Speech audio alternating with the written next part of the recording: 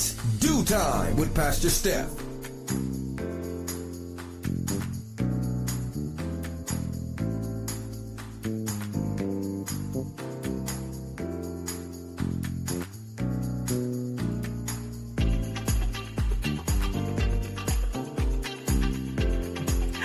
Good morning, good morning, good morning. Rise and shine. You're on with this Do Time with Pastor Steph. How are you this morning? That's what I like to hear. That's what I like to hear. For this is the day the Lord has made. Let us rejoice and be glad in it. So, where were you all week? Oh my goodness. This week was fun. Yes. Oh my goodness gracious. Oh my goodness gracious. We started off shaking the Monday morning blues with the Do Time crew.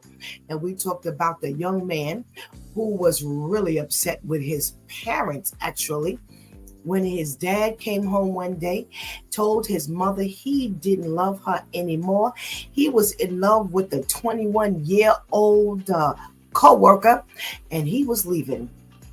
Well, that didn't last very long because he slept in the car that night with only about $18 or something like that in his bank account, only to turn around the next morning and ask to come back home.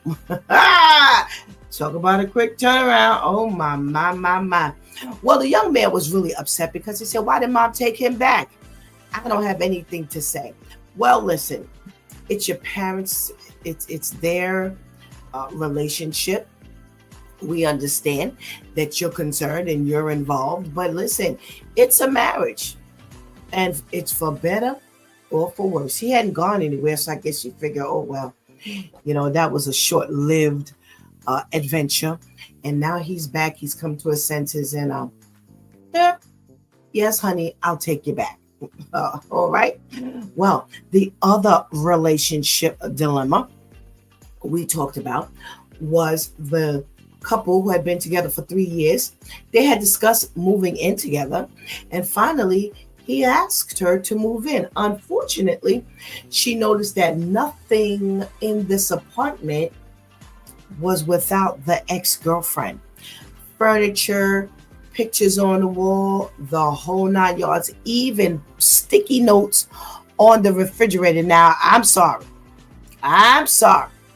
You can't get rid of the sticky notes on the refrigerator, and you two have been really? Well, listen, 3 years in a relationship, I ain't got to live with you not to accept that one.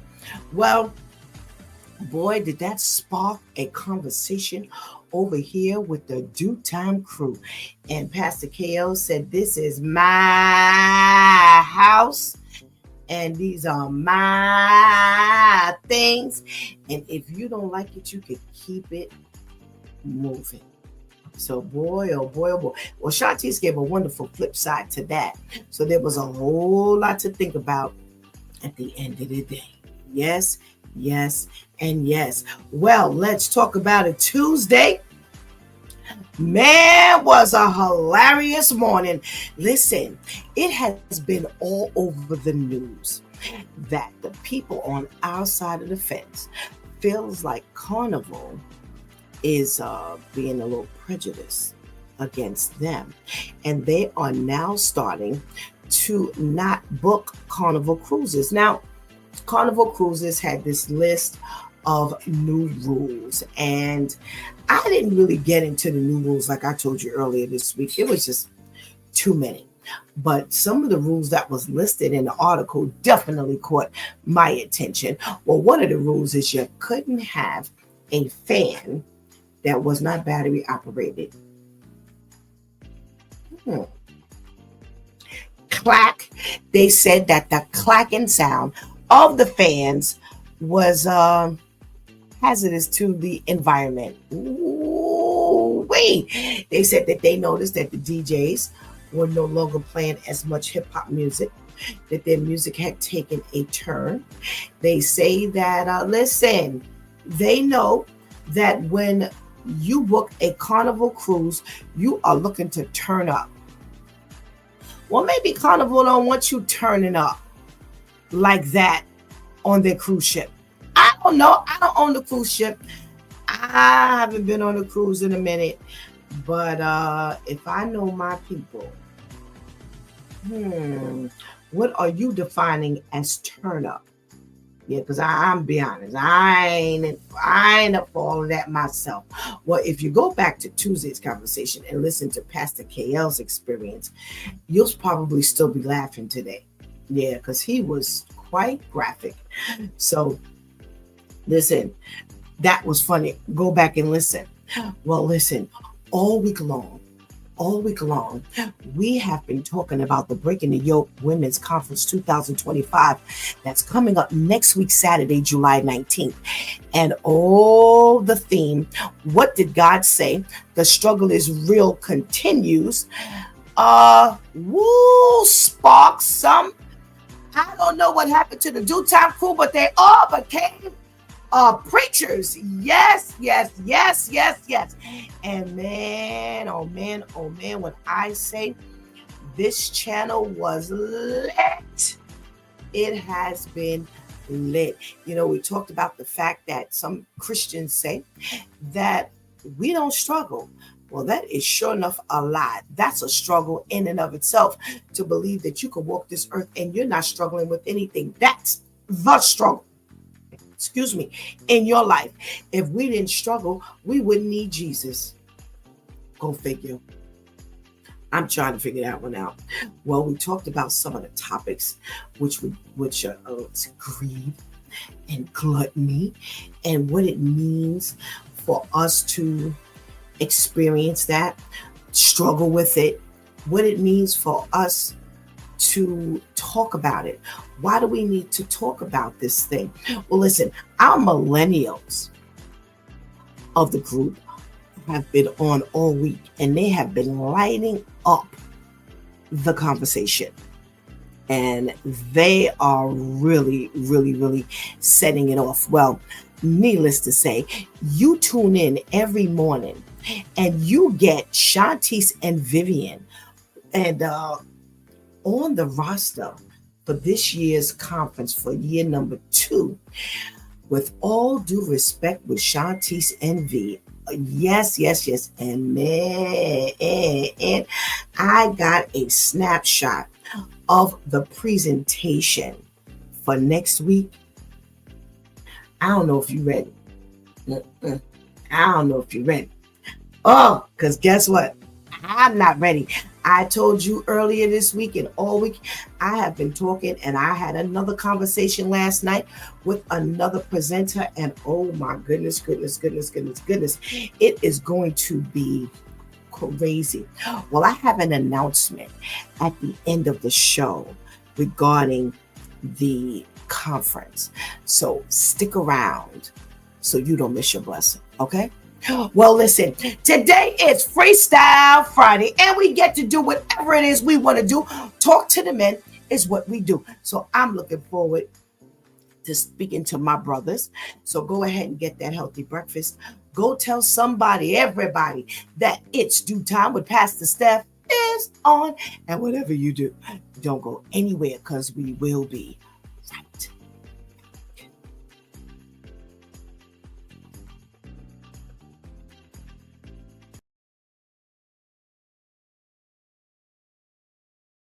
Credit to your family, use a loofah. Numerous studies have shown that loofahs, no matter if it's the natural or the plastic kind, can spread disease-causing bacteria. There's even a recent case where a man was rushed to the ER after getting a horrible staph infection from using a loofah. They're especially dangerous for those in your house that have allergies or conditions like eczema. Everything that's scrubbed off their body gets trapped in the crevices, and bacteria love it because they have an endless supply of dead skin to feed on. And then every time you use it, you're spreading all those germs back on your body. If you love your loofahs and can't get rid of them just yet, here's what you can do. Disinfect them with vinegar and water every day because bacteria count on a loofah can explode in just a few hours. If you don't have time for that, look into germ-resistant alternatives. These ones from Sud Scrub are made of a special silicone that's infused with silver and zinc that work 24/7 to keep germs away. They're third-party lab tested and proven to resist over 99% of bacterial and fungal growth.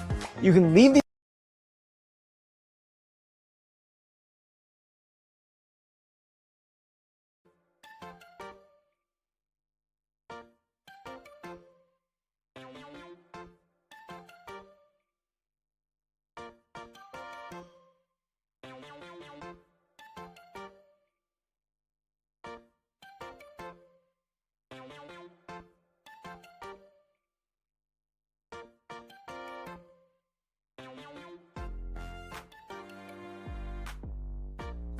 Good morning, and good morning again. Welcome back to It's Due Time with Pastor Steph. And it is Freestyle Friday, y'all. We made it. Yes, we made it. Whew. Boy, has it been some kind of week. Our first week back from our week-long vacation. And oh my goodness, it has been a workout. Not a bad workout, a workout nonetheless.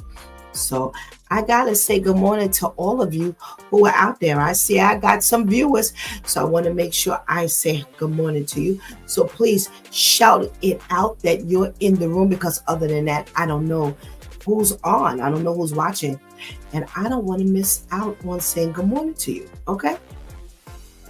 All right. Well, we got our girl, Ketty, in the house. Good morning, Ketty. Thank you so much for joining us. And Miss Charlene, good morning, good morning, good morning. How are you? Thank you so much for joining us. It's good to have you with us this morning. We got our girl, Tamika, in the room. Good morning, Tamika. Thank you so much for joining us. How are you today? Okay. Well, we must say good morning to the ladies that keep us held down. You know, it's like every time we're ready to go up, they're telling me to do something. Try this, try that, try this, try that. Yeah, because like you couldn't see my face for part of the thing. So I don't know what goes on, but man, they work hard. Let's say good morning to our girl Shantice. Hey, Shantice. And let's say good morning to our girl Anika. Good morning, Anika. Thank you so much for joining us. One day we're going to get Anika on just so you can see her face and she can say a good morning for herself. All right? So we're going to make sure the hair is done and all that kind of stuff, because we don't know what she looks like when she's off camera. We don't want to be snatching her up on camera and she ain't ready. All right? All right. Well, you know what Friday is, and Friday is our celebrity day. And I got some news for y'all today. We got something to talk about. I can't wait to talk about. Woo-wee! I got a Hatfield and McCoy's story. You know what the Hatfields and McCoy is, right, Miss Charlene and Ketty? Yeah, that's old school. I don't know if you're going to remember who they are, Tamika, but yeah. Straight Hatfields and McCoy story. But before we get there, I got some celebrity chatter. So I found a list of some Black women in film that they say proved that one role can change everything. Well, you know, Shantice and I, we're the movie buffs, and we always talk about that breakout role. And I think that's pretty much what they're talking about. They just don't say it like that. But that one role that made who they are. All right. So I didn't look. I purposely didn't look because I want to be just as shocked as you are. The first person they bring up is Halle Berry in Monsters Ball. Now, interestingly enough, Halle Berry had been in other things that blew her up, in my opinion. Listen, did y'all watch her play Viv, the crackhead, on Jungle Fever? That was her first role ever. Man, her character study. If you go back, I think a year or two, we talked about her preparation for that movie. And man, I don't know if I want to get that close. Some of her people told her, I don't know if you want to go that close, but man, when she came out as a crackhead, whoa, boy, her and Samuel Jackson, they did their thing in that. So I don't know what they talking about. Well, Monsters Ball was the movie. That was her breakout movie. And interestingly enough, guess who else was in that movie for those of you who don't know? Diddy, Puff Daddy, whoever he was called at that time. So 2001, they say, was her breakout movie for Monsters Ball. Now, I think I know who they're talking about. Lupita Nyong'o. I don't know. 12 Years a Slave is what her movie was. 2013. I think I know who that is. Ain't she the one from what's that movie? Black Panther? Shantice, find Lupita Nyong'o. NYONG'. Oh, I gotta figure out who this is. They don't have a picture of her, but I think that might be the one. And I could be wrong. Viola Davis is on this list. Now, Viola's been doing her thing. Dang. Well, they say her breakout role was Doubt in 2008. I don't know nothing about that. But I do know that I have seen Viola Davis since she's been Viola Davis in some old stuff. I'm like, oh, she was in that. Yeah. So we know homegirl is like straight doing her thing. Am I seeing? Yes, I thought so. Thank you, Tamika. She played in Black Panther. Still put that picture up there. Is she the one who played the one with the sword, or the girlfriend? Which one? Help me out. All right.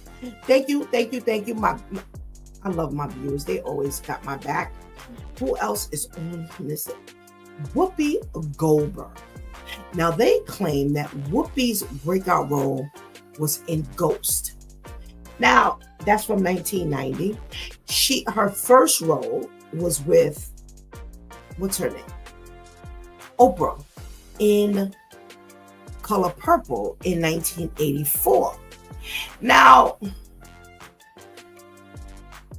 she did a thing in Ghost. Yeah, she was funny in Ghost, but I don't know if I would say that was her breakout role. I think she did an excellent job in The Color Purple.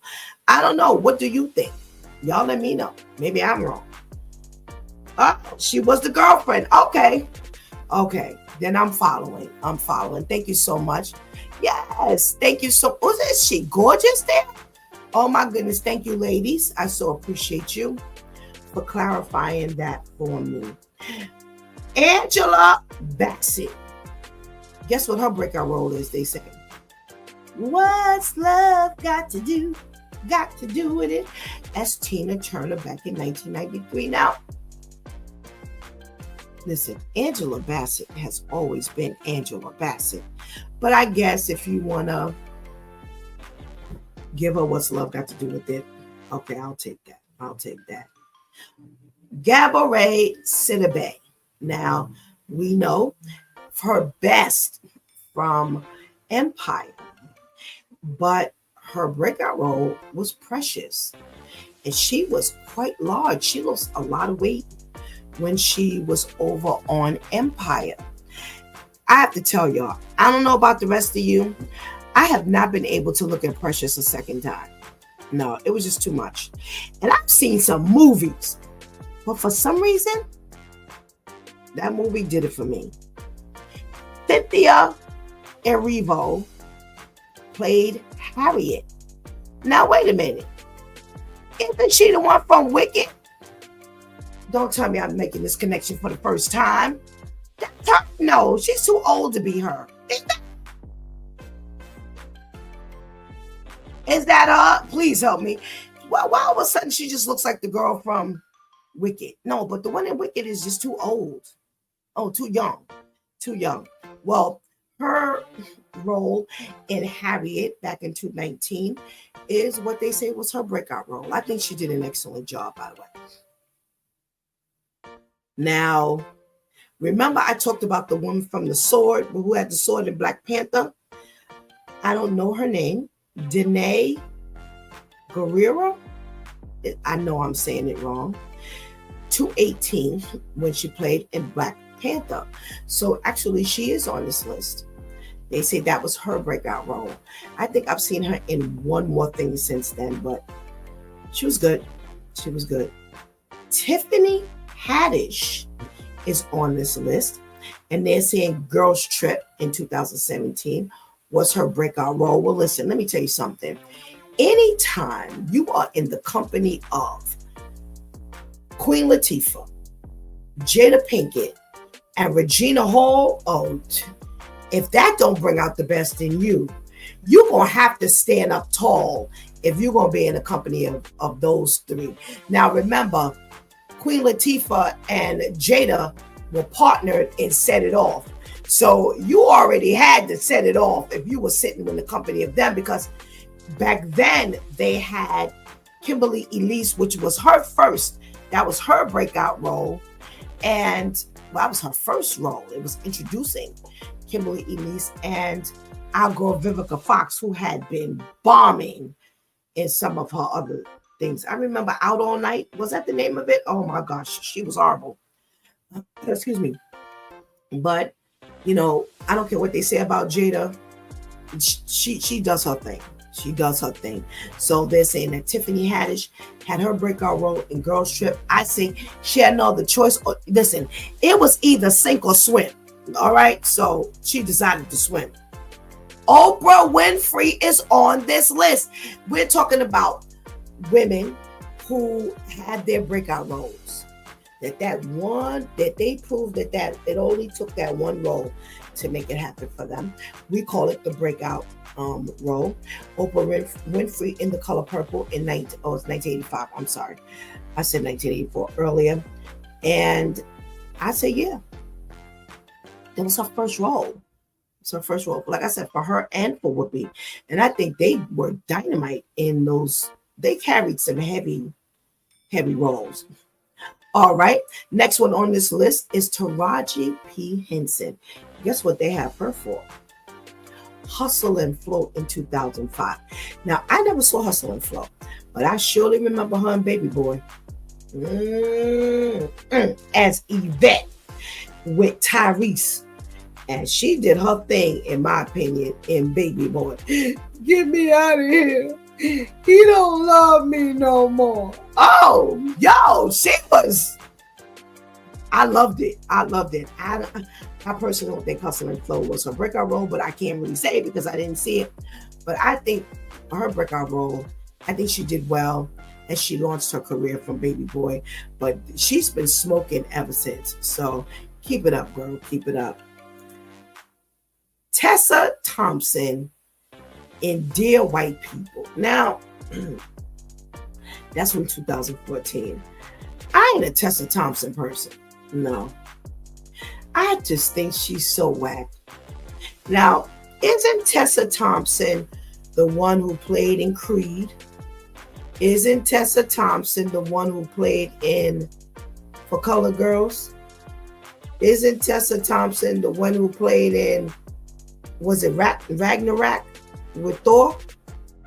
Yeah, I don't like her. They can have her.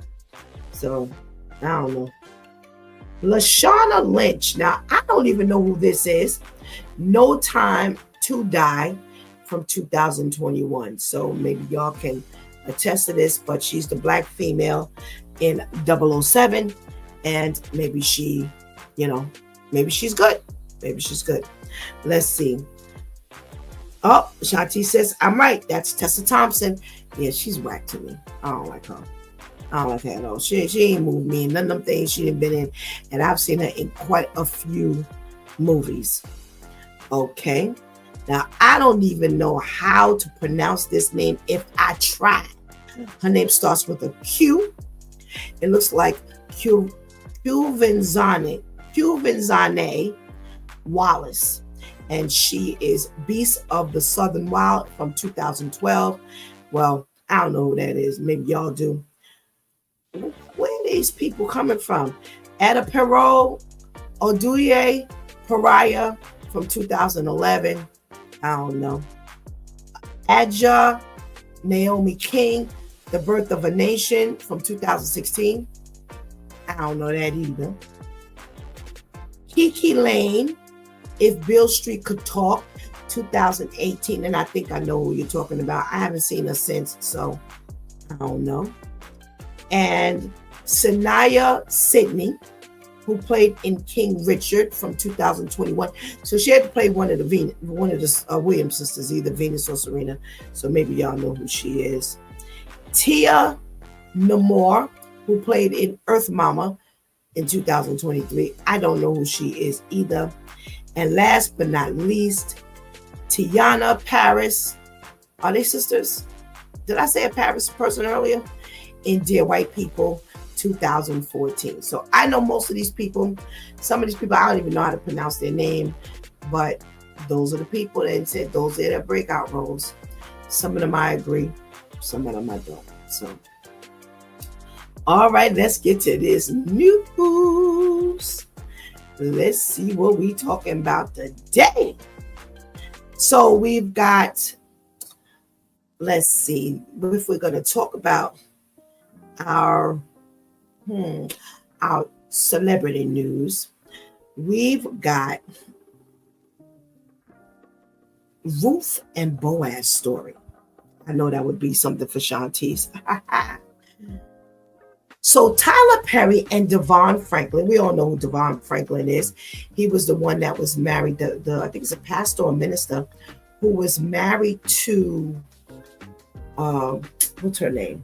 The one who's married to Majors now. I can see her face, Megan Good. And Tyler Perry, we all know who Tyler Perry is.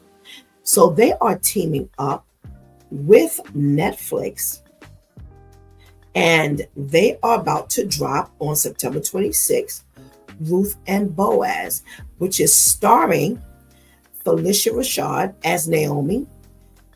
Soraya, I think she's going to play Ruth.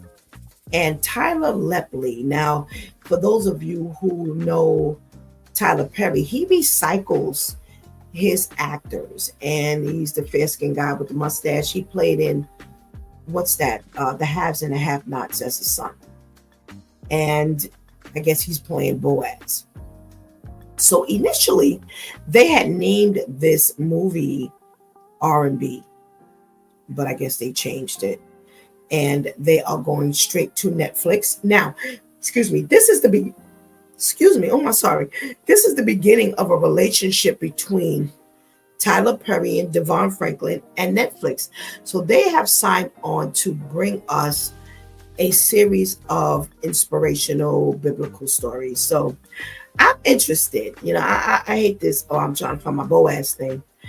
But I'm interested. Now, some people are worried because they're like, the direction Tyler Perry's been going, and we don't know. But I think he can reel it in. I think he did a fantastic job with Straw. It was well written, and Taraji did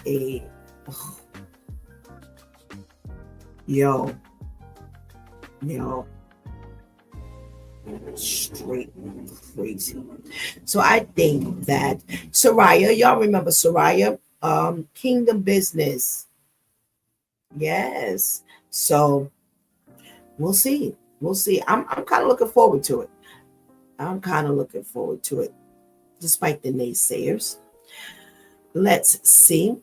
Well, we got to do some Diddy news now that it's over. I was sick when he was found guilty of just 2 of the many counts. I think it was 2 or 5. And they have this issue now. They were trying to expedite his sentencing date. And out of nowhere, They say when they went to discuss it, it was just dropped out of midair.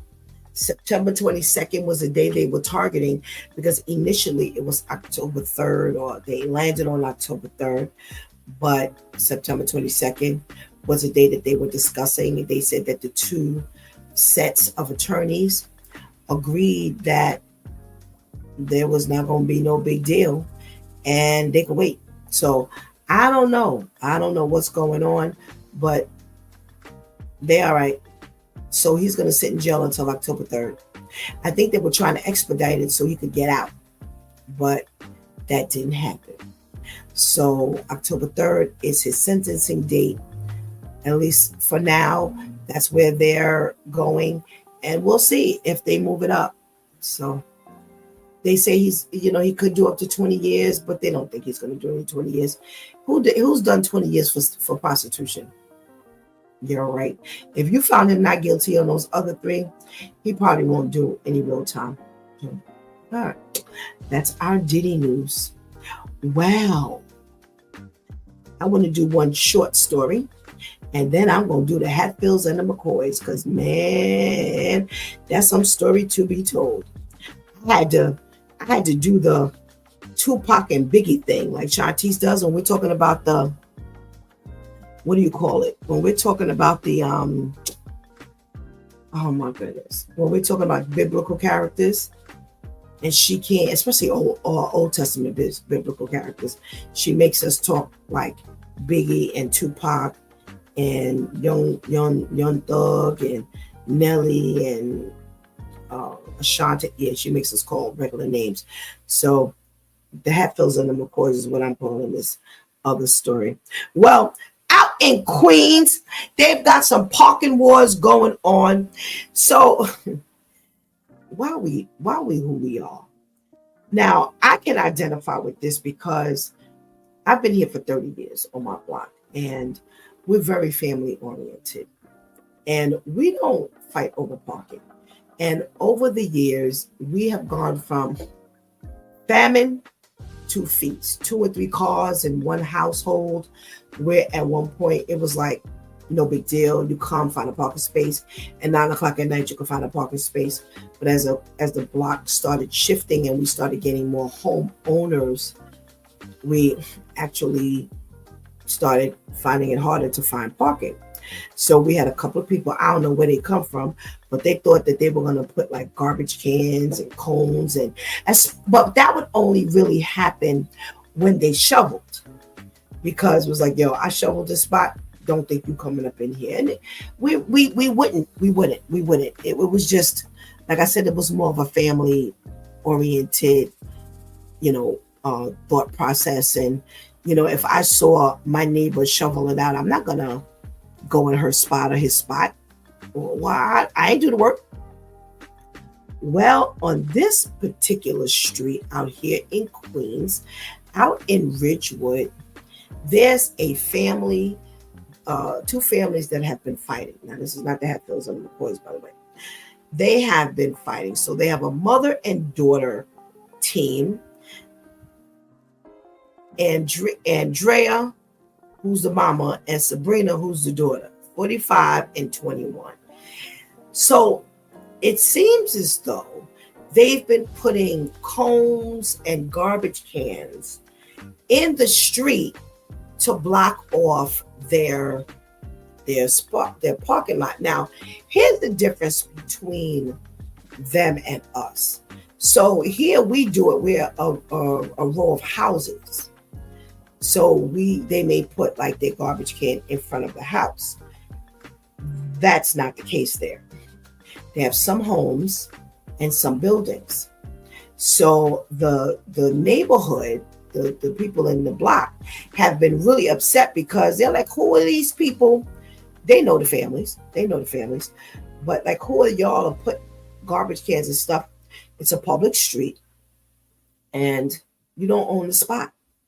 And that's what we found out here.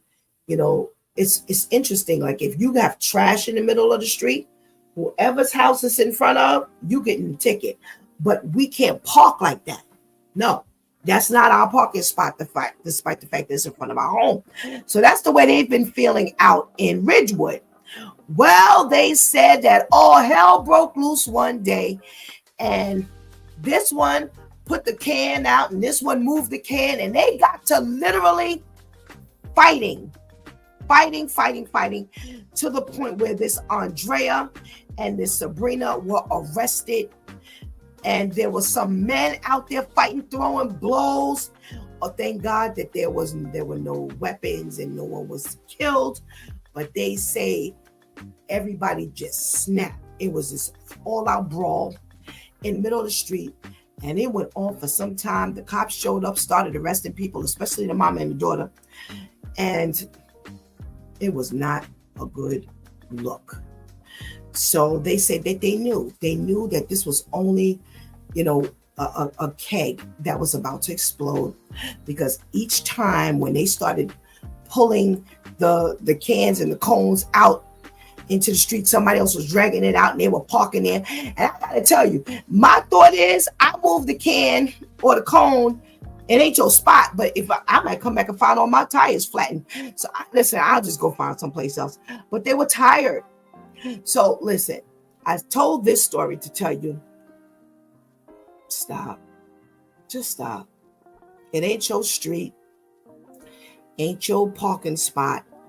We don't own this. It is public. So don't. It ain't worth it. Because you know what? I do give God thanks that, there was no one stabbed or shot. Not that I remember reading, but it was an all outright brawl and people were hurt. So it's so not worth it. It is so not worth it. Now, let me get to the Hatfields and the McCoys. I've been dying to tell this story. I was up at 5 o'clock this morning and I caught this one. So, all right. Now, can I put this in a Biggie and Tupac? Can I do that? Hey, Terrence, what's going on, my brother? Good morning. So here's the story, y'all. There were two families that were coming together to get married. Now, I want to make sure I get these names right, because I had to read this twice to make sure I could bring this to you properly. All right. So I'm going to tell it from the middle and work my way kind of all around. So let me get the couple's name. All right. Yeah, y'all just wait. Because I can't find it. I didn't realize it was so deep. All right. So there was a couple who was coming together to get married, and they were not getting along with the wife's side of the family, because for some reason the wife's mother and sister, they didn't agree. They're a Muslim family, and they did not agree with the time or the location. So they ended up not showing up to the wedding that had taken place earlier that day. Well, later on that day, after the wedding, they were all over at the groom's family. So that's how we're going to say this: the bride and the groom. So they were over at the groom's family's house. And for some reason, the bride's mother and daughter decided to go over and I guess discuss what they didn't like. Well, a fight ensued, and it ended up all out on the street, literally. Remember I talked about the brawl? Yeah, it was an all-out brawl in the middle of the street. Well, the bride's brother ended up hearing about, I guess, this. It wasn't a brawl when he heard about it, but he left his family and he headed over to the groom's house. By the time he got there, he was driving up and saw the brawl that was going on in the middle of the street. Well, during the brawl, the bride's sister ended up getting hurt. So there were two passerbys. They call them the two Samaritans. One male, one female. The female was like a midwife, so she was kind of a nursey individual. So the two good Samaritans stopped to help the sister. And I guess, mom sees her daughter out on the ground, so she's out there as well. Well, brother of the groom drives up and decides to hit the people. Yes. So he hits the people, the four people ended up being the two Samaritans, the good Samaritans, and the mother and the sister. His mother and his sister. So the female good Samaritan, she was hurt. But the male Samaritan, by the time EMS got there, he was already gone. He was caught underneath the car and he was killed instantly. The brother gets out of the car and stabs his brother-in-law 4 times in the head. At the same time, when he went to hit, remember he drove up to find the brawl going on. He actually also hit the bride's father. So that's who he was targeting. He hit the bride to go after the bride's father, who was on the phone with 911 at the time. He goes to hit the father and ends up hitting the father and the other 4 people, 2 of them his own people. What a mess. What an absolute mess. So the Good Samaritan male was 46 years old, and he had sent his wife and 2 sons home so that he could go help the sister that was lying in the road. And that's what he got.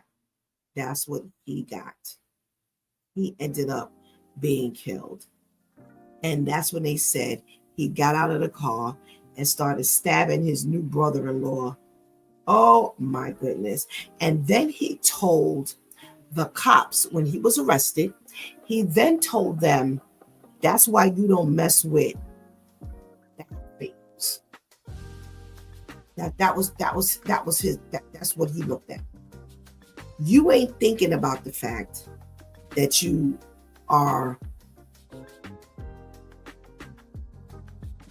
going away for possible attempted murder. But here's why I'm telling this story. Are you ready for this? There was this debate on the intention of the brother-in-law.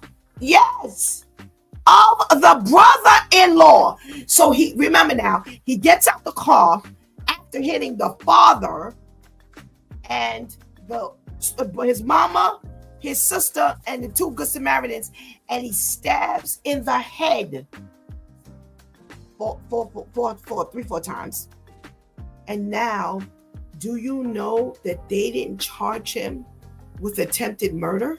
No. They said that he was being charged. Wait, I gotta get this. They said it was neither murder or manslaughter. Well, what you call it? Yes. This, from the moment he drove up, everything he went to do was intentional. He intended to hit the father of the groom, but it not just hit him, but 4 other people. and he intended to stab and kill the brother-in-law, the groom. So when you stabbing somebody in the head 3 or 4 times, what intent? Man, what is going on?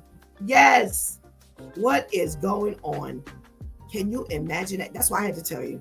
We talk about, all the time. We're always here with, always ask the due time crew. So, does the punishment fit the crime? Did they get enough time? Blah, blah, blah. How much time would you give them? They said they didn't know whether it was manslaughter or murder. It's attempted murder for the father. It's attempted murder for the brother-in-law. And it's manslaughter? Because that should be attempted murder too. They're saying that they knew that he didn't intend to kill the sister and the mother and the other 2 people, but who cares? He killed a man trying to get to someone else to defend your family. That's what you get when you deal with the Hatfields. Oh my gosh. Who's available? Who's available? Shantish, you pull up whoever's available, because we got to talk about this thing. We have got to talk about this thing. Is that my brother Ainsley? Yeah. Pastor Steph, good morning. Good morning to you. How are you? I'm doing all right. Won't complain, can't complain. Good. Oh, I'm loaded here. I got you, I got Brother Al, and I got Cal, Pastor Cal.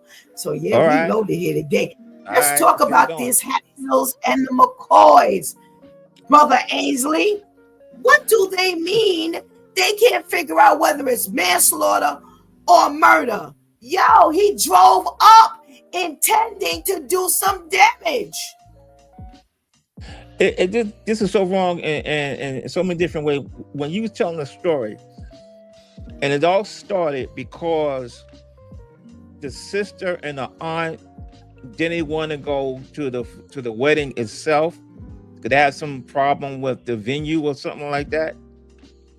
So they didn't like, the mother and the sister didn't like the location or the time, so they didn't attend. The bride's mother and sister. Right. The bride's mother and sister. The bride's mother and sister. The bride's mother and sister. One of the closest women to her decided not to go to this most important day in this woman's life. And then now you want to show up, I guess, to a reception. And then start some mess over there. So I mean, it's like that whole family is crazy. It's wrong. I mean, it's just wrong. Number one, Fred, you wrong for not going to that's the bride's day. Wherever it is, that's her day. How dare anybody want to interfere with that in the first place? I don't care if it's going to be in the jungle. That's what you want to do. That's what you want to do. Right. That's it. Right. You don't like it, it ain't your day. Then you have your wedding where you wanted to do it. You know what I'm saying? But then, well, listen, wait, hold on, hold that thought. I'm gonna inject something here. Not only did mom and sister not attend, but they were so influential, no one in the family attended. Okay. So one of those things. That's how big this was. Okay. All right. Okay. So it's like, all right, somebody got the power to say, all right, if I don't attend, nobody attend. Okay. So, okay, this is like the black sheep of the family, so to speak. That's how you treating this person on the wedding day. So you're really trying to really be, well, this is a Christian show, we can't say certain things on here, but it's ridiculous. So some terrible folk, I have to say it like that. So I mean, so you do this to this woman on a wedding day, and then after the fact, then you want to call and raise some. She goes through with it, and now you want to have a problem. Now she got married and whatnot. The whole family is crazy, and to me, that adds into the brother coming in, because you already know what the situation is. You know your sister was getting married. You didn't go to her wedding day. You see a scuffle, and you just want to go jump in and stuff like that. And some people, all they see is a brawl. You got to get into it. And because what I was going to ask you, but I kind of get the sense that this family probably got some money and some good attorneys, because in this country, it's like, it's not just about justice. It's about how much justice can you afford? How much can you afford to get away with? So that's what it sounds like to me, because so you stab somebody in the head 4 times. You kill a good Samaritan, somebody who's trying to help. The person got to go. The person got to go, man. They got to go. I'm sorry to go. And I can't condone this, but this is crazy. That's like when situations like this happen, that's when the Pookie and them crew come up. All right, okay. You ain't get justice over there? Come on now. All right, you walking free? All right. Enjoy that little bit of freedom while you can. Yeah. But it's terrible. But it sounds like, getting away with literally getting away with murder. He would have to pay severely, financially and otherwise as well. I'm sorry. Absolutely. I agree, Brother Ainsley. Where was this at? Thank you so much. I was trying to see. They did not say where this was, and a lot of times the location is written in the headlines. But I don't know if this was in another country. It looks like it may have been in another country, somewhere maybe India.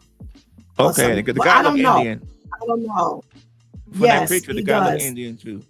Yes, it is an Indian. Hear that part. 2 Indian families. Yeah, I didn't hear that part. He said, that's why you don't mess with certain kind of people or with his family. That's why you don't mess with this family. That's why you don't mess with the Bill's family. Yeah. Oh, okay. That was his thing. I'm gonna take care of my family. I'm gonna handle my family. Yeah. Crazy. Yeah, you gotta be handled. Crazy. I'm like, I don't care who you are. Everybody can get got when it, come on now. Absolutely, Brother Ainsley. Absolutely. Yeah, I'm from Brooklyn. And everything go down, man. So please, come on. That's right. Thank you so much for joining us this morning. Where is Brother Al? Is he available? Let's see if Brother Al is available. Yeah, what's up with Brother Al? Chop of the morning. That's me. I'm driving. We see. Chop of the morning. Chop of the morning. Chop of the morning. Good morning, Brother Al, in your car. I don't know if we should be talking about this going on in the car, but Brother Al, they said that in this particular case, after 18 hours of deliberation, a jury found him guilty of murder by a majority of 10-2. However, he was cleared of attempting to murder the brother-in-law, but guilty of wounding and convicted of 4 charges of causing grievous bodily harm with intent to the midwife, Good Samaritan, and to his mother and sister and the groom's father. What kind of craziness is this? Somebody paying somebody. Somebody getting paid. Yeah. Somebody getting paid, man. I'm listening. I'm listening to the story, you know, and it's just like just plain evil. They need Jesus. They need Jesus. It's just plain evil. Like, how you not gonna charge him for attempted murder? Like, I don't get that. I don't get that. That's insane. Me either, brother Al. I don't either. He literally got out of his car and started stabbing the groom in the head. Yeah, so that's definitely attempted murder. Yes. Especially when you attack. That's why I don't know people know the law, but when you attack somebody and like I was explaining to the kids, if you got a bat and you hitting somebody in their legs, okay, you will get an assault charge, stuff like that. But once you hit them in the head, that's attempted murder. Whenever you would strike somebody in the head, that's attempted murder. That's crazy. Wow. Oh my goodness. Well, thank you for joining us, Brother Al. We got a whole lot to talk about this morning. Let's talk to our Pastor KL. Good morning, Pastor KL.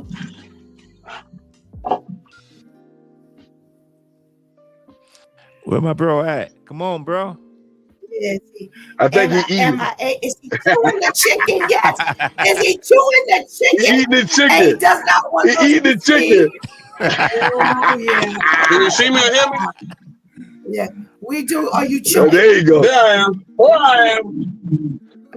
Good morning. Hey, how are you? Good morning to you. How are you? I am well, thank you. I'm well. How you guys doing? Good, man. Well, thank you. Well, thank you. So, adding to this story, Pastor KL, is the father. So his father is charged with perverting the cause of justice because he concealed the knife that the son used to stab the groom. Man, is this family on? Brother Ainsley said it. This family is crazy. This sounds like a new episode of Murder, She Wrote. You know, I'm just trying to understand how you said these were 10 little Indians?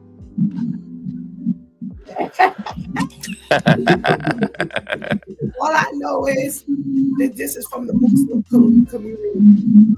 For one, it couldn't be on our side of the fence because we don't carry knives. Now, if you said they were Spanish, you know what I mean, or Mexican, you know what I mean, I could understand the knife or the razor. But outside, we don't have no knives. So I'm just trying to understand how this works. And then you gotta know it wasn't outside because he was so sharp with the knife. How he get to my face 4 times? You know what I mean? Listen, these folks are pretty good with knives. We listen, Pookie, our hands are not that steady. We gonna shoot one time and hope we make it. You know? I'm just saying, that was, you know how you hear stories and you say, no, that's not us. That wasn't us. That definitely wasn't us. First of all, we're not going to take the time to boycott the wedding, but go to the reception. We ain't got that kind of time. Right, you know what I mean? We're not going to do that. You know, that sounds like somebody Spanish who just wanted a meal. You know, they knew there was going to be pasteles and pichifritos. You know what I mean? You know what? Shut your mic off, because if you ostracize us in one of these countries, because you know what the people eating, we don't know brown brothers and sisters, man. Listen, we've already emphasized 10 little Indians went to a reception, you know, to have a brawl with a knife. Who goes and have a brawl with a knife? With a knife. And he was probably in a dashiki. He had the knife under his dashiki. Yo, and you know what? And once the knife came out, I'm like, nobody else had a weapon to come out with that. Had nothing? Nobody? Yeah. And what the guy just he didn't put his head in the way? He was using his head. The father No. hid the knife, which is why Listen. the father is now being charged with perverse something So or how did another. the son get the knife? How did the son get the knife? Did the father come from under the dashiki, threw it to him, and said, "Go for it"? How did that work? I don't know. They had a plane into the car. You said he got out of the car stabbing. He know he only had one good swing. When you got a knife, you only get one good swing unless you contacted the first time. No. 3 to 4 times. 3 to 4 That's what I'm times. saying. But If I got you the first time, I'm just a repeated offender. You can't do nothing. I'm stabbing you in the head. In the head. Yeah. I'm blocking. hey, but then Stab me in the head. but when you look at it too, right? They had a reception. Ain't no forks and knives in there to eat food. I'm just saying. Right. Nobody stabbing back. Right. You know What what the I'm saying? basketball at the reception? There had to be some steak knives around. Come on now. Something. That's what I'm saying. Because I'm sure they had a cut the goat or something. They had to cut the goat. Leave it to you three. Leave it to you. Leave it to you. My ladies would never speak like this. My ladies are more classy. They would never speak like this. Oh my goodness. Terrence says he don't need to see jail, straight to the cemetery. Oh my. Okay. Pastor K for murders. She wrote, nah, too much. How you get away with murder? Yeah, right. That's what this is, how you get away with murder. That's exactly what this is. Crazy. Absolutely crazy. All right. So I've got 2 stories that I definitely had to discuss with you gentlemen today because this is straight crazy. So the first story, they say that the Pastor's on the NYPD line. is now,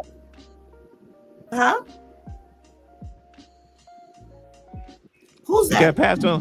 That's Pastor JJ. Oh, that's Hey, how you Pastor doing? Jeff. What's going on, Pastor Jeff? Good morning. All I right. just thought about you. I was like, okay, I guess he's not on today.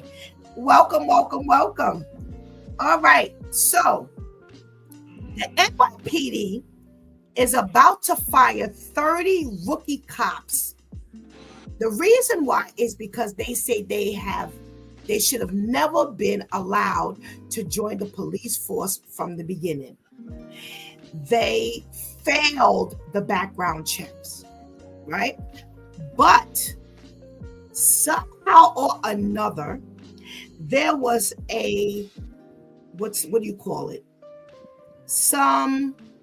His name, he's a candidate assessment division inspector who is supposed to handle all of the hiring after the background checks come in. His name is Terrell Anderson. Well, they have transferred him to another unit, stripped him of his gun and shield after the investigators learned that he allowed unqualified candidates to continue with the hiring process. They found that he pushed for 80 candidates who had failed the department's psychological exam. He pushed them through, and the other ones had traffic violations. They had, traffic violations and some other violations. I'll find them as we talk. And they said, how did you let them go through? So here's the problem. And this is what I want to talk about today. So now you have the Police Benevolent Association who feels that you can't fire them now. They have up to 2 years from the time that they are hired. They are on probation, and they can be removed within those 2 years without process. If they don't stand up, if their background checks or whatever, which is it has never been done before, but if something should happen, they don't have to explain to you within the first 2 years on their probationary period why they are terminating you. If you go past the 2 years, then you have to go through the due process of going through like a fair hearing. So they're not giving these people a fair hearing because they shouldn't have been there in the first place. Now, they have the Police Benevolent Association who is fighting because they said, despite the fact that these people should not have been hired, despite the fact that they were not qualified, they should be able to keep the job because it is not their fault that they were hired. What say you, Brother Al? I just sit there laughing. You said the benevolent. When you said benevolent, I thought of the church. That's the benevolent fund. but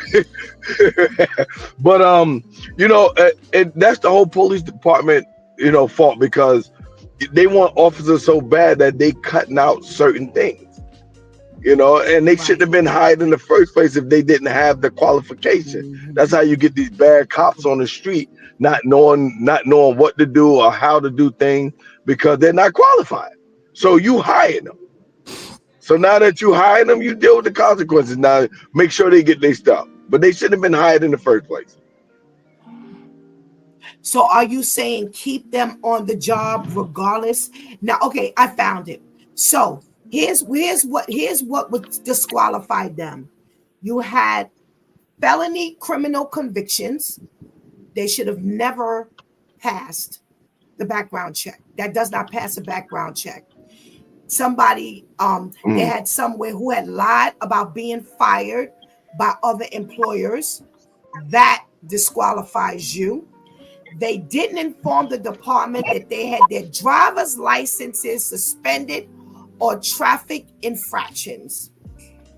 So those are the three things that these people have. They would have never passed a background check, but this Terrell Anderson pushed them through anyway. Should they be allowed to keep their jobs? Now, here's the thing. Either they have to resign or be fired. If you don't resign, we're firing you. Should they be allowed to stay, Brother Al? Absolutely not. Get them out of here. No, sir. They got to go. All righty. Pastor Jeff. Yes. What say you? Should they be hired? I mean, should they be allowed to stay based on the fact that, hey, it ain't their fault that somebody pushed them through and they didn't pass the background checks and they shouldn't have gone through the academy? Or listen, they slipped through the cracks. However, and now that we've picked up on this, bye. I'm caught 50-50 with that. And the reason being, the rules is the rules. They got past the probationary period. Now you have to figure out how to get them off the job. You know, the way. No. Hold on, brother. All right. No, hold on, Pastor Jeff. That's the problem. Because they have not, they're rookies. They're still within that 2-year probationary period. So the snag is, if you're within the 2 years of probationary period, we don't have to explain anything to you.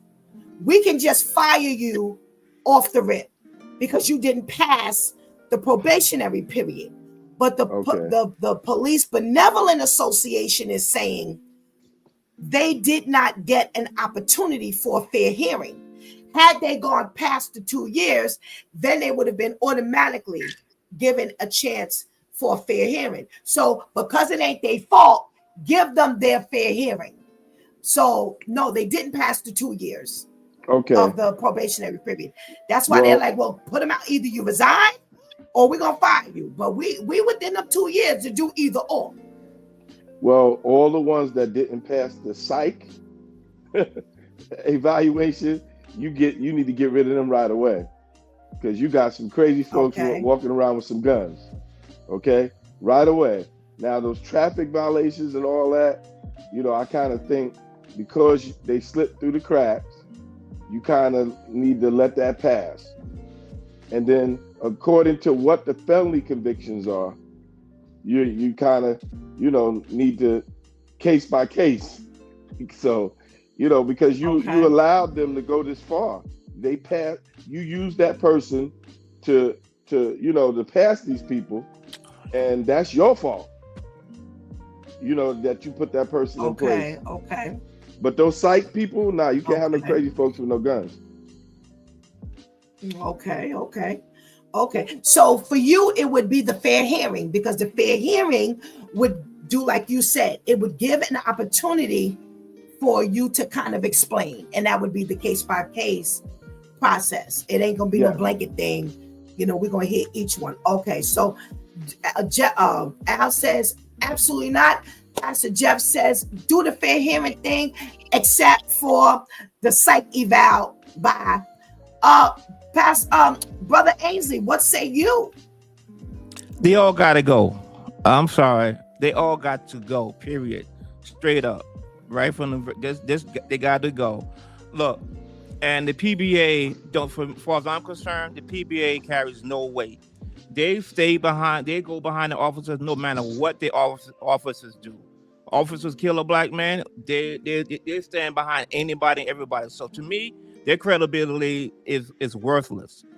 The bottom line, and working for the city, all agencies, even though they may give you like a 90-day probationary period or a year probationary, you got 2 years. I've known people who've been working, not even just for the city, for transit, you know, because things are still going on in the background. They have enough to hire you, so you may meet the educational requirements, but all the other stuff is still going on. You're still being investigated. I know somebody who was working for transit about a year, almost like a year and like 9 months. And after a while, they said that they had let her go because the position she had was she had to have a bachelor's, but it was in theology, and they didn't wasn't going to consider that as the educational part or the requirements and stuff like that. Doing a fine job and stuff like that, but past the 90 day probationary period, but still within that 2 years had to go. I know that happened several times all across different city agencies. The police department is no different. And, you know, I know how the investigation process go, because they investigate your whole family, your neighbors, and all this kind of stuff like that. Yeah. It is completely thorough. I've been through it myself. So listen, no, you got to go. And what happened really here, what I really think it is, the old boy system. This my nephew, you know, I know he got that little something happened. He's a good kid, let him go through, blah, blah, blah. That's what that happened. I had so many people get through. You know, they turn a blind eye. But, you know, some people, you know, they can't just let this one or two go. It's greed. Now you gotta let 80 people get through who shouldn't be, who shouldn't have been there. 80 people.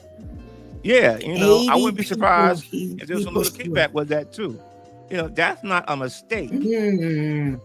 So no, everybody got to go. If you want to get in good, start the whole process all over again. I think there's another class about to start. So that's it. All righty. Right now. Okay. Anika says the police department should have higher standards as they are supposed to uphold the law. I agree to let all go. All righty. Pastor KL, what say you? I don't know if you guys ever watched, there was a TV show called The Practice. It's one of my favorite shows. I still watch now. Yes. I love it. Every time I'm on with Ainsley and Pastor Jeff, I feel like I'm a juror of The Practice, because there's always a defense lawyer and a prosecutor. You know, so I got to hear both sides, and then I weigh in. I'm so glad that I've last because I've heard both. I've heard both closes. You know, but I will say that I have to go with they all got to go. You know, I mean, you're talking about 80 something people. There had to be someone was trying to meet a quota, and I'm sure they got money for getting all these folks up in here. You know, but I just thinking of the fact that these people are supposed to be protecting me, who's got all these crazy issues. No, remember, I'm a black man on the street, and if I run up against one of these folks who got a psych problem, you know, it's going to automatically. By the time you figure out they had an issue, I'd be dead. They all got to go. Yeah. Okay. I will add this in. The NYPD has dropped the requirements, and I think all of us have heard this before. You used to have 60 college credits, and now they've dropped them to 24. I mean, less than half. Now, I'm going to read this again, and then I'll weigh in. All righty. So you have the individual who pushed them through. They transferred him to another unit, and they stripped him of his gun and shield after they learned that he allowed unqualified candidates to continue with the hiring process. The infractions were, why can't I find this now?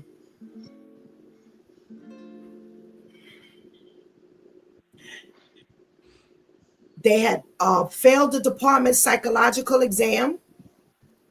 They had felonies. Some had felonies. And some had lied about their previous employer firing them. And the others did not admit that their driver's licenses had been revoked or suspended for traffic violations. You have to get rid of every last one of them. When you look at what the infractions were, how could I possibly rely on you for your integrity? I need to know that the person who's protecting me, their standards, they've already dropped it from 60 to 24. Now, because they're trying to pull in more people, needless to say, like as has been said. But when you talk about felony convictions, it's not easy to get a felony. I don't need to know what the felony is. It's a felony. Okay. Number two, you lied. You lied about being fired from a previous employer. You lied about the validity of your driver's license. If you can't tell the truth about being fired, if you can't tell the truth about your license being suspended, I trust you to tell a bigger truth when things go out, when you're out in the street and things happen, you all that stuff. Because now you're going to be protecting yourself. You're going to be protecting your brothers in blue. Not for Stephanie. No. Everybody's got to go. And you know what? I'm with Ainsley. Start all over again. Now, I brought up the what happened to the one who pushed them through. He needs to be fired and charged. I'm sorry. Taking away his gun and whatever else and putting him in another department. What, to sweep? Because that's all you could do. It's probably going to happen. An important what his it's firing? probably going to happen, but it moves slowly on that. So it's going to be doing when it's quiet. Maybe a year from now, they're going to let him go. It needs to. Unless he retires quickly. To, you know, they call it the departmental charges. It takes a while, but it's probably on the way. it's probably on the way. He has to. Come on, you would, and all of you said it's intentional. 80 people.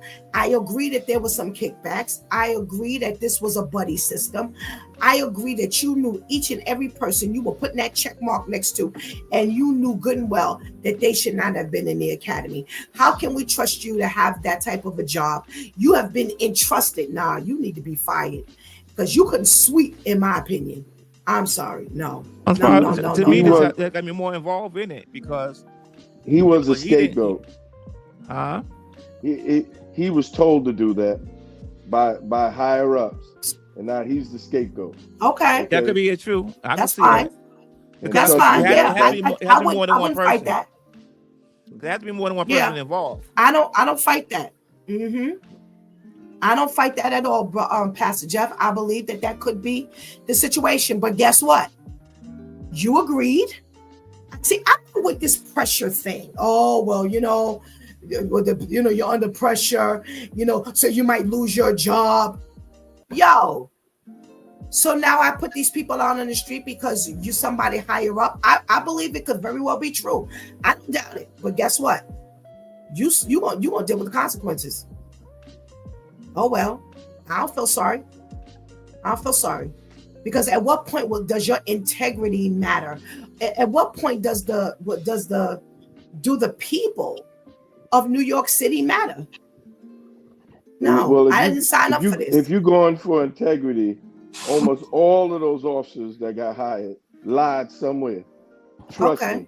Okay. When they was that's fine. The psych exam, because I went through all of that, and they asked me certain questions, and you lied. I could not be truthful, because if I'd have been truthful, no way would they have hired me. Okay. Pastor Steph, he didn't lie. He just couldn't be truthful. Yes, there's a difference. and trust me, that's just like a mortgage application. Most people are gonna tell at least a lie on that mortgage application to get that loan. That's how they can get you when they want you, because these things aren't designed for you to tell the truth. They're not gonna hire you if you tell the truth. I remember some of the questions they asked me. Find another job. I remember some of the questions they asked me. Find another job. Have you ever? Well, I'm saying then you won't have no cops. You won't have no correction officers. You won't have. I'm just telling you, because most of them will. You did things as a child, and you've gotten fired, and you this, that, and the other. And if you tell the truth, they're not gonna hire you. And I'm just telling you. The fact is the fact. Almost all of them lied. I don't doubt it. I honestly don't doubt what you're saying. I really don't. However, find another job. Every job does not require you to tell these stories. Everyone does not mandate that you answer these level of questions. Find another job. I'd rather find another job than for this to happen. You're going to have to resign, or you're going to be fired. Like that, with that level of education, okay, making that type of money. So you're telling people that temptation right there. You're telling people to find another job, but there aren't many out there without having all the degrees and everything else. You understand? That's making that type of money. So I'm just being truthful. Most of them lie. I know I did. They asked me certain questions, and I knew not to tell the truth, because I told the truth I wasn't gonna get the job, and they hired me. Okay. Okay. So what say you, Brother Al, to what Pastor Jeff is proposing? Well, he's speaking truth. They all lie. Asking questions. I get when you was a little kid, you might have did something, but as you older and you're doing nonsense, you haven't grown. You still doing the craziness, and you don't deserve to be hired because now you're putting people's lives in danger. It ain't like you working in the office, you out on the street calling yourself protecting people. And because you lied and everything now, this is again why we got the bad cops killing people and doing craziness because they lied. They hired me at 19. So at 16, 17, 18, I did some stuff. So when they asked me, I was like, oh no, not me. You'll never do that. I'm just telling you. And they hired me. And I passed probation, and didn't shoot nobody with my gun. And they probably knew you were lying. Yeah, they knew it was lying. They probably, they probably knew you were lying. They probably knew you were lying. And I honestly believe that there are certain things that they will accept. If you're 16, 17 or whatever, like Brother Al said, maybe that's something you'll grow out of. I'm not saying be a cop. a useful offender kind of thing. Right. Maybe that's something you'll grow out of because you was just a stupid kid. We all did things as a stupid kid. But like he said, when you get to be up in age and you're still doing those stupid things, then that's something to really be concerned about. Brother Ainsley, what say you about what, again, I don't doubt what Jeff is saying, Pastor Jeff is saying, that, he lied and other people lie. And what say you? I say find another job. Yeah, like I said, I took the test and did it, I was told on that site, like what to say. Like I think it's been a long time now. It was like, they want to see if you're a hothead. It was like, okay, you in the alley and a bunch of men in front of you, what you going to do? They're like, they want to see, are you going to just take out your gun and start shooting? That'll be a natural reaction. Somebody say, yeah, that's what they're going to ask. Don't say that. That's what they want. Don't say that. So, all right, I knew not to say that. I try to talk my way out of it. But, my first reaction is to be like, yo, I got to protect me first. But yeah, so, I would say getting coached a little bit, what was on there. Yeah. I don't think it was, I'll call it lying, but I was coached. Lying. Oh my gosh. Go ahead, Pastor KL. Right? We try to be transparent for everybody, right? And I was in my early 20s when this happened too. Okay. All righty. What about you, Pastor KL? Well, I mean, listen, I'm in agreement that we all lie for certain things. Is it right? No.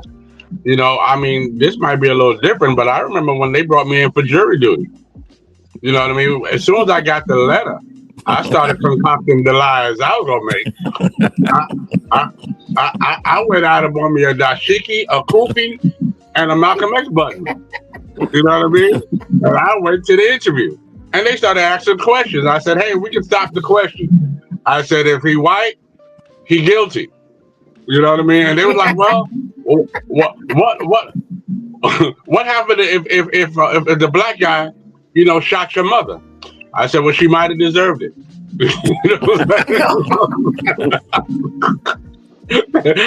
They never called me back again. I didn't have to be on nobody's stand. She going to heaven. She deserves it.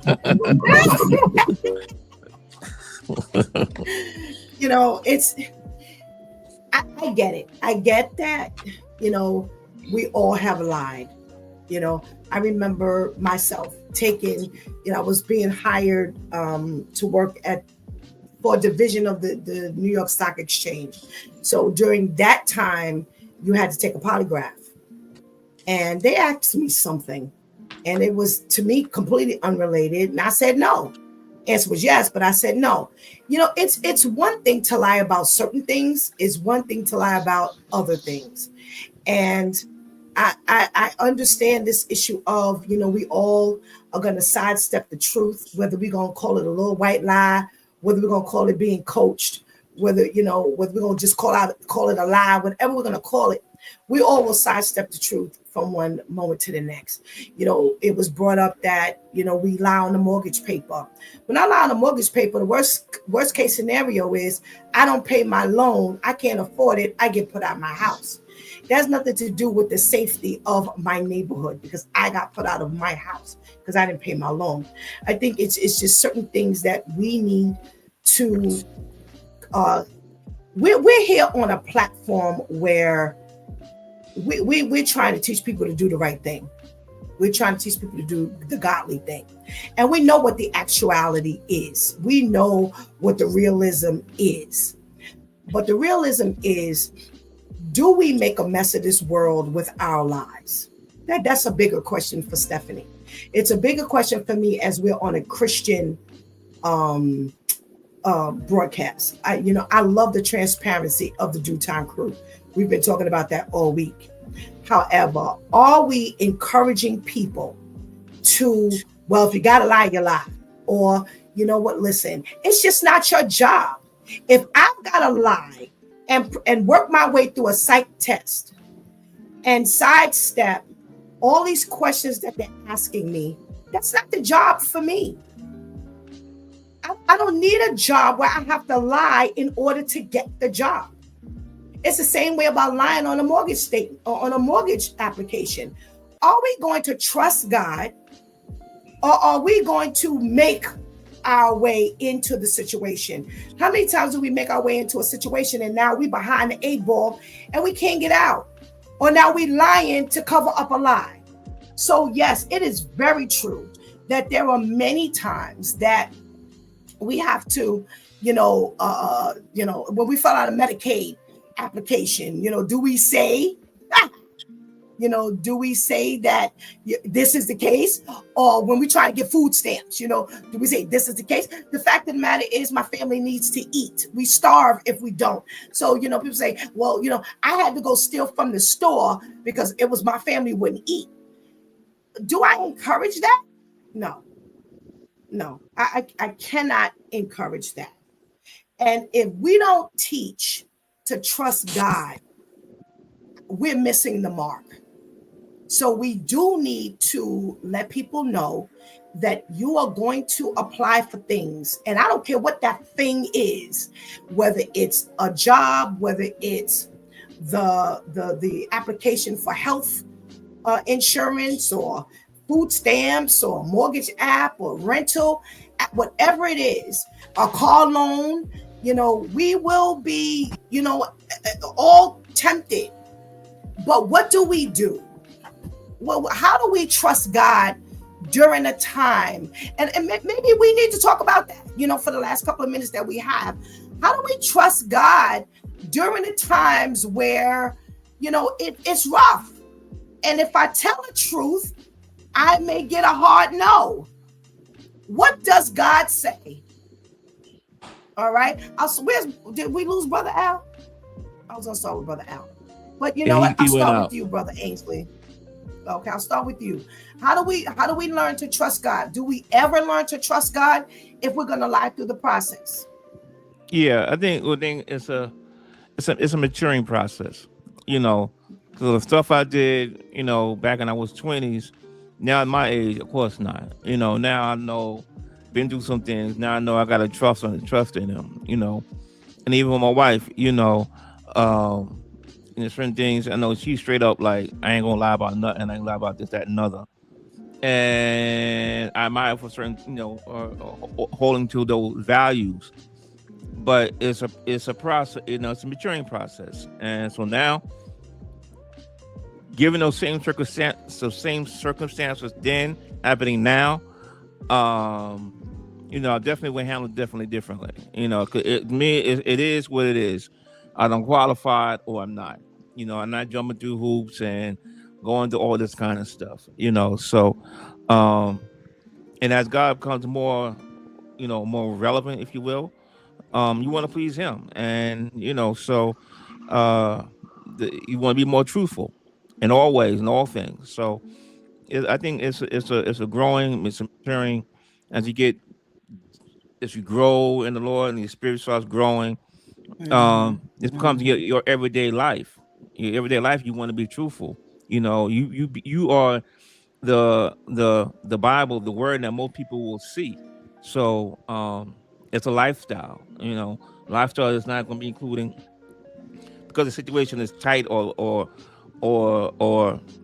you know it may seem unfavorable to you. I'm going to lie about it. No, you know, God gets us through these things. So it's a maturing thing. It takes time, and yeah. So what I did, what is to do back in the line applications back in the day, doesn't happen now. Wouldn't happen now. Okay. Brother Al, we were looking for you. We're talking about your level of integrity today. You know, maybe back in the day, you know, we did kind of sidestep. You know, how do we learn to trust God at this moment in our life where we're presented with something and it's like, well, do I lie to get it, or do I trust God and just be honest? How does that work for you? What's your thought? I think it worked out good. You know, the one of the things you said, the key word, trusting God. Sometimes we said we trust in God, but then we'll go the opposite way because we said, well, if I do this, this might not work out. And you know, it's so funny that we are talking about this. When I went for the job that I'm at the school now, and I had and the principal was hiring me, and he asked me questions, and I said, you know what, I'm just gonna be truthful and tell him the truth. And I told him, I'm tough. I told him straight up. I said, I'm a tough character. I said, I don't take disrespect from the kids. I said, I love the kids. I treat them like they're my children, but I do not do disrespect. You know, I said, the kids do something. I said, I'm gonna be hard on them.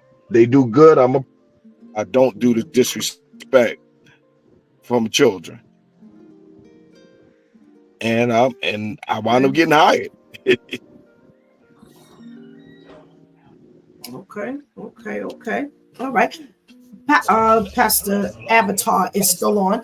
Pastor Jeff, what say you? Well, I've come to where I don't want nothing that God doesn't want for me. And, you know, I've come to that, but it took many years for me to come to the place where, I'm not going to try to fudge my way through and get what really doesn't belong to me or God doesn't want me to have. But I do understand those that are still, playing the gray areas, coming up, and I would tell them not to, but it's hard to tell somebody not to when they're looking for a job to feed their family, when they're looking to get that house, and a lot of those that did get the house, they was able to keep the house, they struggled through, so you say, well, they shouldn't have lied or this, that, and the other, but I'm just saying, I do understand that side, but no, I'm not there anymore. But I'm not there anymore because, I've come to certain things in God, and God provides, and and He covers, so I won't have to. But if I get hungry, what do you think I'm going to revert to? Probably, I'm going to revert to doing what I got to do. Probably, because that's what we'll do. And the Bible says, a man get hungry, he'll steal. So that's where I'm at with that. Okay. All righty. Pastor KL, what say you? Well, if you look at all of our faces, we're in the gray area. We too old to keep lying. You know what I mean? I heard Pastor Jeff talk about the gray area. We in the gray area. There is stuff that we are paying for, still paying for today that we lied about yesterday. And had we known what we know today, we would not have lied. Right. If we continue to lie, we may not be able to live past what we've lied about. And then that goes on to our lineage. Our children pay for that sometimes. So we got to be very, very careful. I know it looks good now, and if I just tell this lie, maybe I can do this. But who pays for that? And sometimes the payment for that is more than the payment of why you've done it. You know what I'm saying? It doesn't equal up. I'm not winning in the long run. You know, I don't know about y'all, but you know, I know I'm the youngest on the crew. But listen, I'm closer to the equator than I ever been. You know, so I can't afford to lie. You know what I mean? I can't afford to lie. If y'all want to take that chance, I might not see you. It's okay. You know what I mean?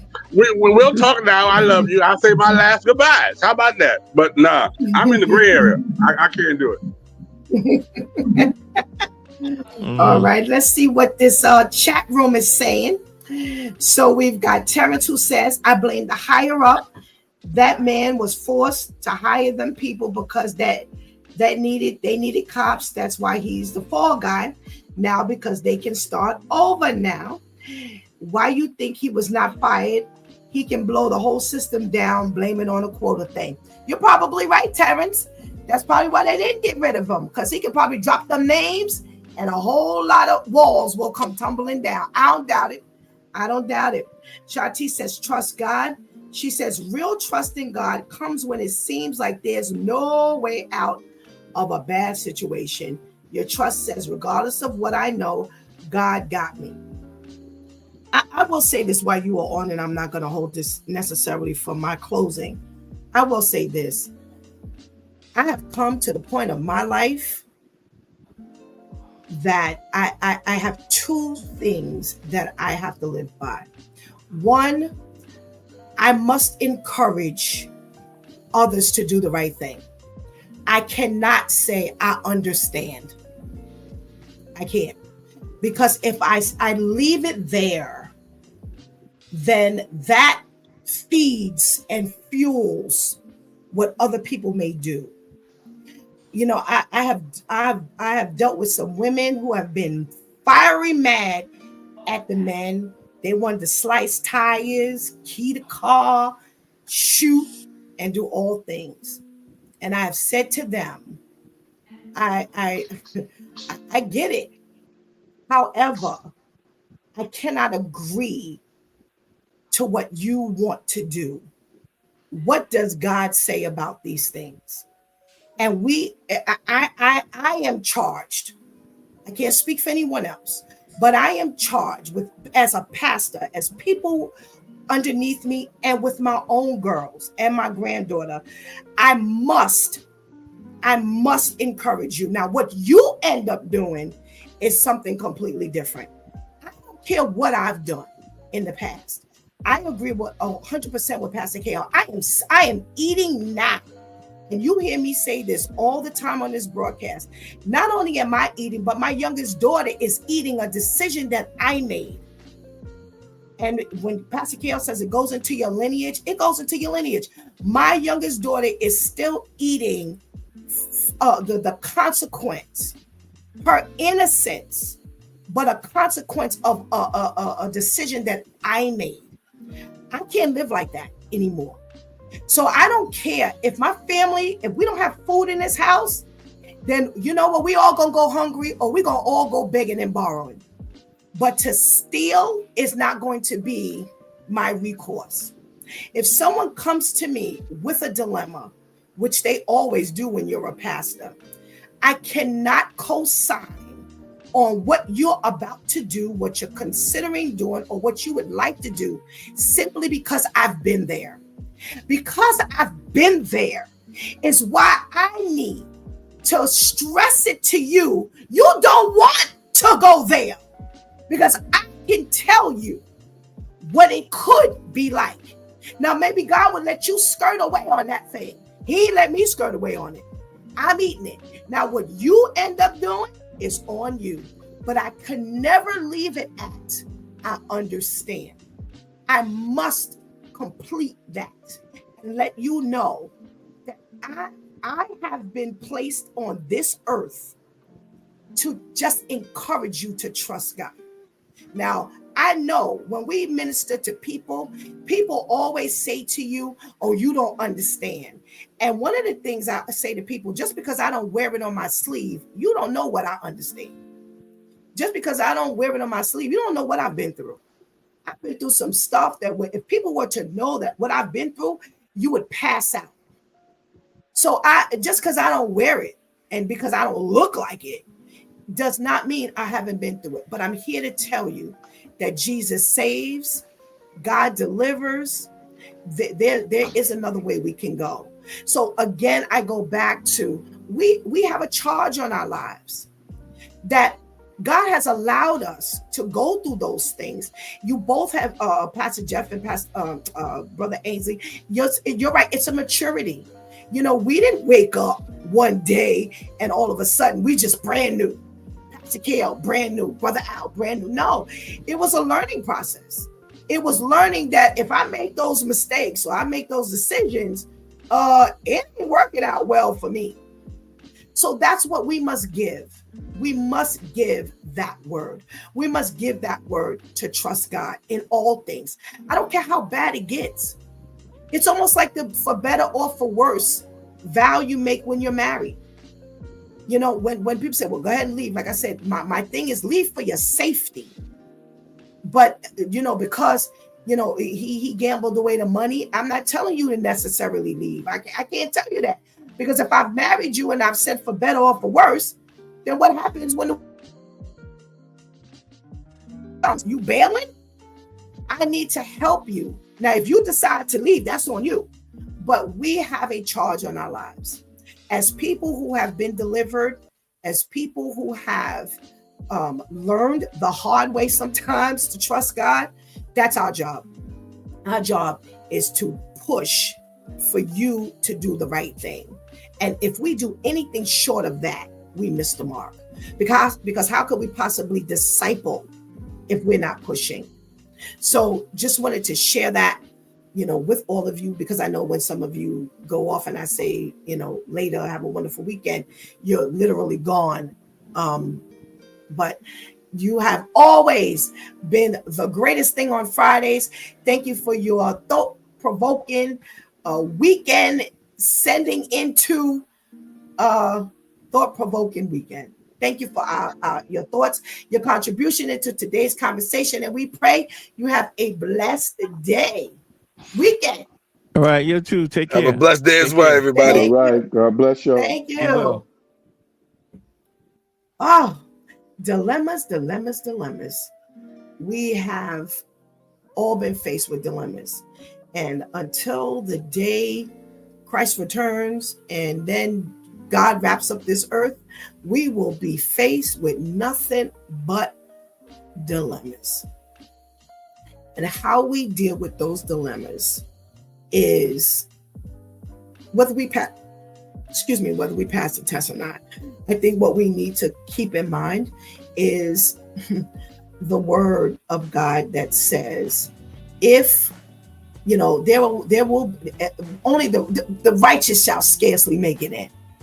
That means that no matter how hard we working, some of us just gonna barely make it across that line for Jesus to, or God to say rather, come on in. But many, the word says, many will say, Lord, Lord, did not do this in your name, did not do that in your name. And he will look you in your face and say, depart from me, you workers of iniquity, I know you not. Now, I don't know about y'all. That is one of the scariest things that I could imagine, to be living my life now and then to stand before the Lord and he say that to me. Because, man, to be destined to hell is just unfathomable for Stephanie.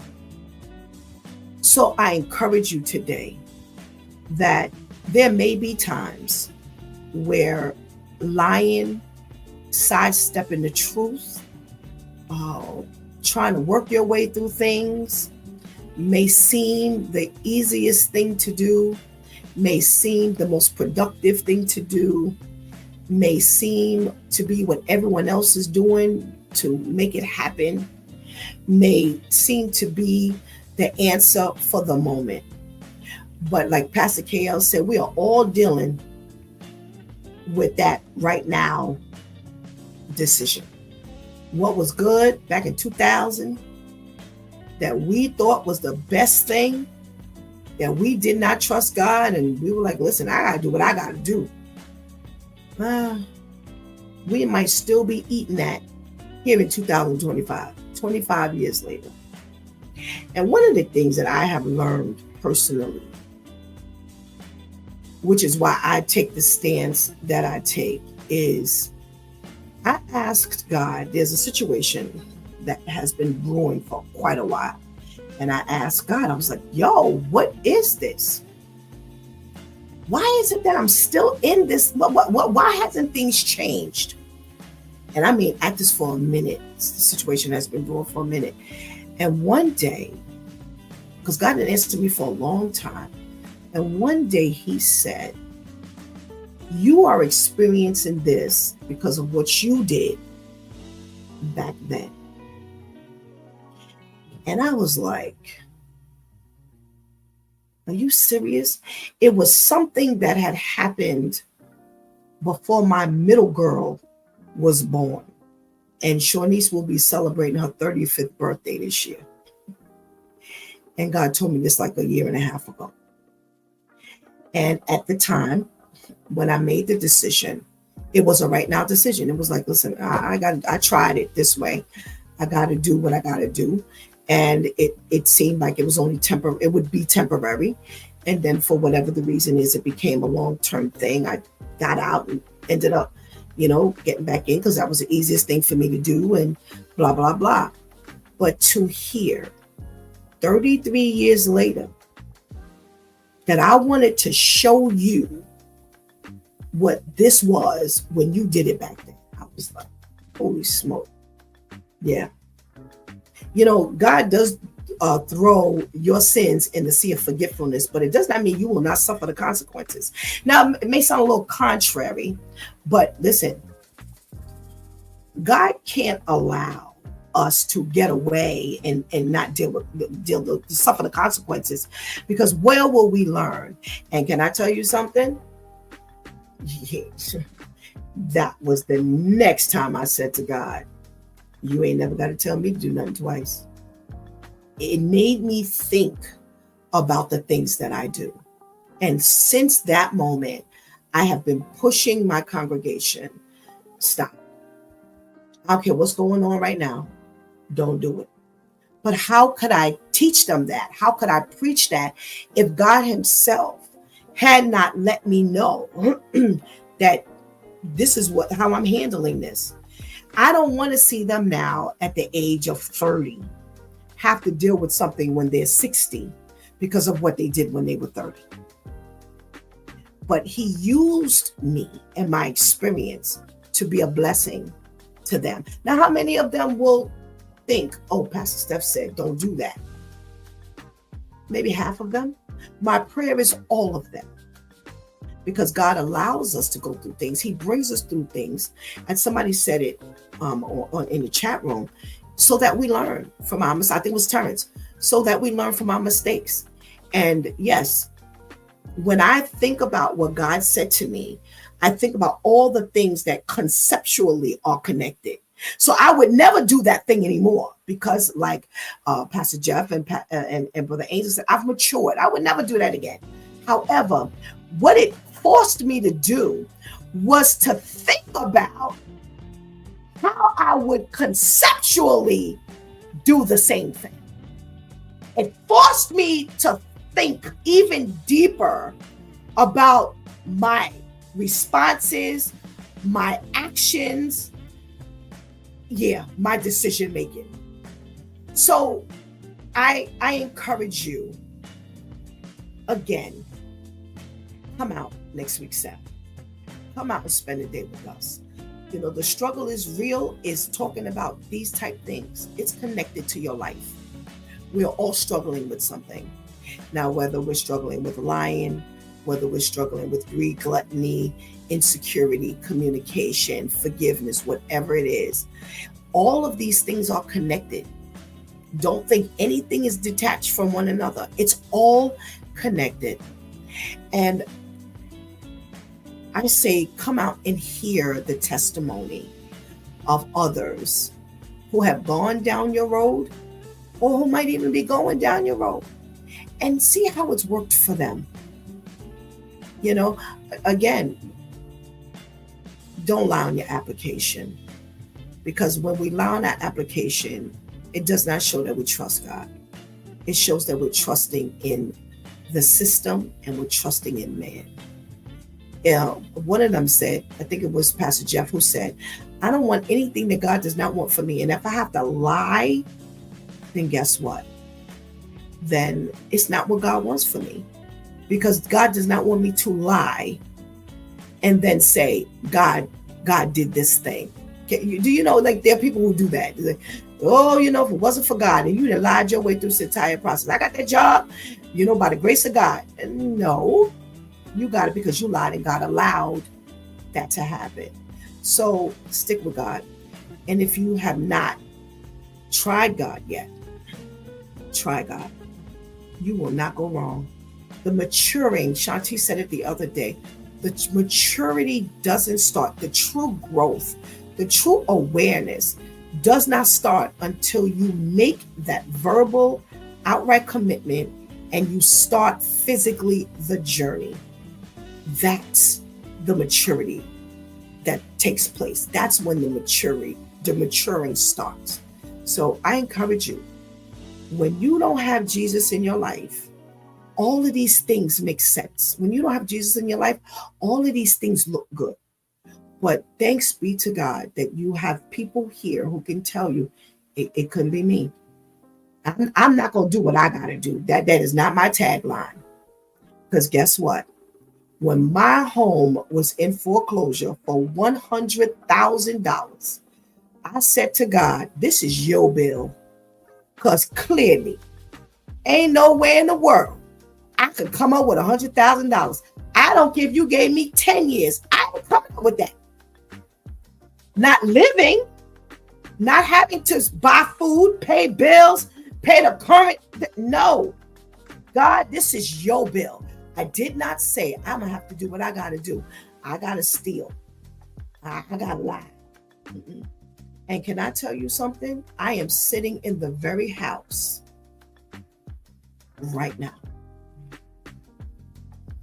2 foreclosures. I am sitting in the very house. Do not live by the motto, I will do what I have to do. My motto is, I will trust God no matter what. It has not failed me yet.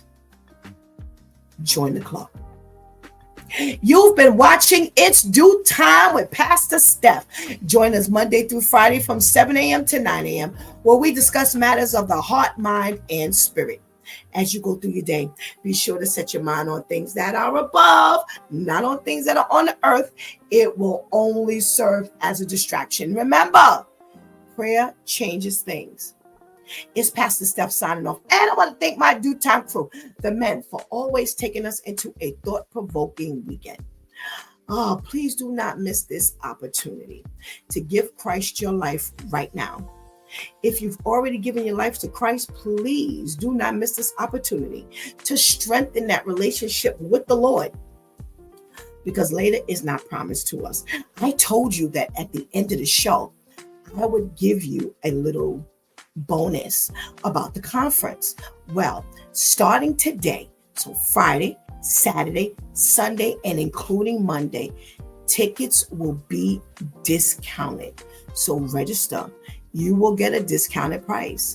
So DM me, Coach for Christian Life, or you can email me at breakingtheyokewc@yahoo, or Coach for Christian Life, Coach the number 4 Christian Life @yahoo.com. Reach out and you will definitely be there if that's your heart's desire.